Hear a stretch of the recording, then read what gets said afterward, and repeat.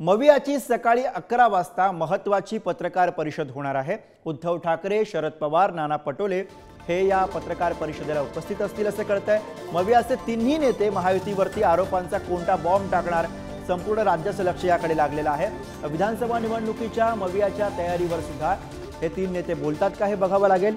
फडणवीस आणि राज ठाकरेंच्या मुस्लिम मतांच्या नॅरेटिव्हला मविया नेते उत्तर देणार का हे सुद्धा बघावं लागेल। महाविकास आघाडीमधील वादावरती ठाकरे पवार हे काय बोलणार हे बघावं लागेल। त्याचबरोबर आज एक महत्त्वाची गोष्ट ती म्हणजे नाना पटोले यांचं नाव सुरुवातीला सांगितलं जात होतं, मात्र नाना पटोले हे या बैठकीला नसतील अशी आता नवी माहिती समोर येते आहे।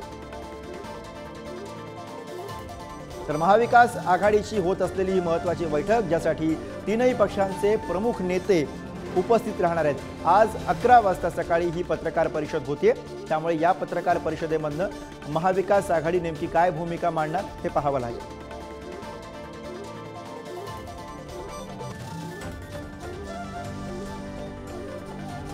आणि याच विषयी अधिक बोलूया। मुंबईतून आपले प्रतिनिधी निखिल चव्हाण सध्या आपल्या सोबत आहेत। निखिल, महाविकास आघाडीची होत असलेली महत्त्वाची बैठक आणि मुख्य म्हणजे तीनही पक्षांचे महत्त्वाचे नेते हे या पत्रकार परिषदेला उपस्थित असणार आहेत, त्यामुळे स्वाभाविक आहे की या पत्रकार परिषदेचा अजेंडा नेमका काय असणार, महायुतीवरती काही आरोप केला जाणार की विधानसभेसाठी जी काही दिशा आहे ती या पत्रकार परिषदेमधून स्पष्ट केली जाणार, याविषयी चर्चा असणार, काय माहिती मिळते?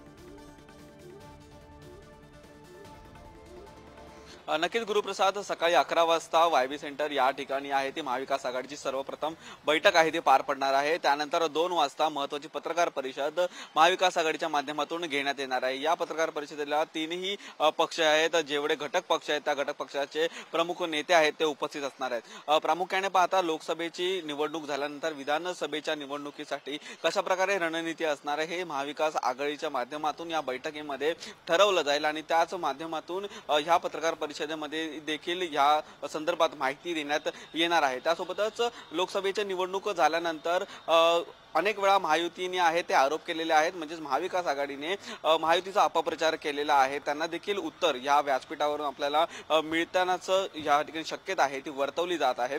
कारण अनेक वेळा आहे महायुतीच्या नेत्यांनी आहे ते महाविकास आघाडीवरती आरोप केलेले आहेत, तेच आरोप आता पाहता या ठिकाणी महाविकास आघाडीच्या नेत्यांकडून कशा प्रकारे त्यांना उत्तरं मिळतात हे देखील पाहणं महत्त्वाचं ठरणार आहे।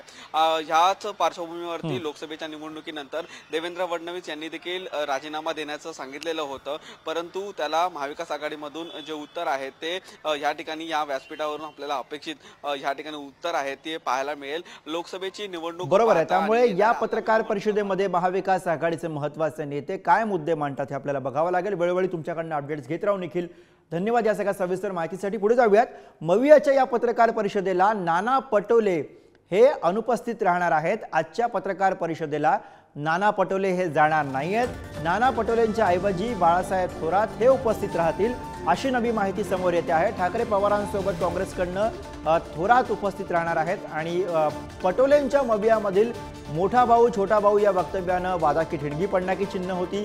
नाना पटोलेंच्या वक्तव्यानं मवियामध्ये वाद झाला आणि राजकीय वर्तुळामध्ये याची बरीच चर्चा झाली। वादाच्या पार्श्वभूमीवरती नाना पटोलेंना पत्रकार परिषदेपासून दूर ठेवल्याच्या चर्चा सुद्धा आता रंगू लागलेल्या आहेत। त्यामुळे नाना पटोले हे आज महाविकास आघाडीच्या या बैठकीला पत्रकार परिषदेला उपस्थित नसतील अशी नवी माहिती समोर येते आहे।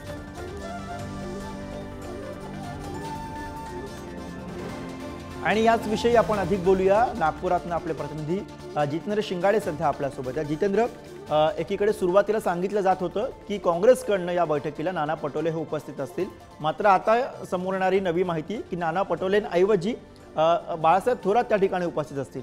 काय कळतंय, नाना पटोले यांना जाणीवपूर्वक या पत्रकार परिषदेपासून दूर ठेवलं गेले त्यांच्या काही दिवसांपूर्वीच्या वक्तव्यांमुळे की काही वेगळी यामागे कारण आहेत, काय कळतंय? गुरु, लोकसभा निवडणुकीच्या निकालानंतरची आज महत्त्वपूर्ण अशीच ही महाविकास आघाडीची बैठक आणि त्यानंतर पत्रकार परिषद आहे। मात्र या बैठकीला आणि पत्रकार परिषदेला नाना पटोले उपस्थित राहणार नाही। गेल्या 2 दिवसांपासून नाना पटोले हे भंडारा जिल्ह्यातील त्यांच्या मूळ गावी आहेत, आजही ते तिथेच आहेत आणि ते जाणार नसल्याची माहिती मिळते। त्यांच्याऐवजी काँग्रेसचे ज्येष्ठ नेते बाळासाहेब थोरात हे या बैठकीला आणि पत्रकार परिषदेला काँग्रेसतर्फे उपस्थित राहणार आहेत। यापूर्वीचा जर आपण पाहिलेला आहे काही दिवसांमधला घटनाक्रम, तर नाना पटोले यांच्यावर संजय राऊतांनी देखील टीका केलेली होती की 2-4 जागा जास्त आल्या किंवा छोटा भाऊ मोठा भाऊ असेल।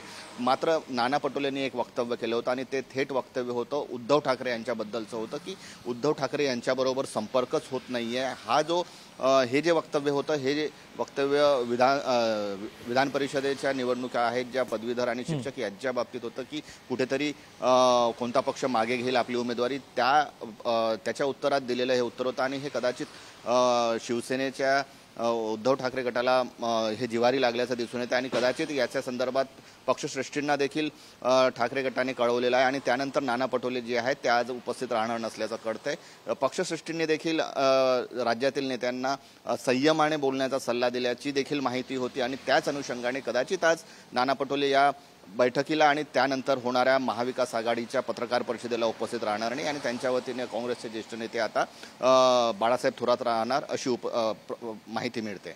बरोबर, आज होत असलेल्या महाविकास आघाडीच्या या बैठकीच्या निमित्ताने ही महत्त्वाची अपडेट, नाना पटोले यांची दांडी। धन्यवाद या सगळ्या सविस्तर माहितीसाठी जितेंद्र।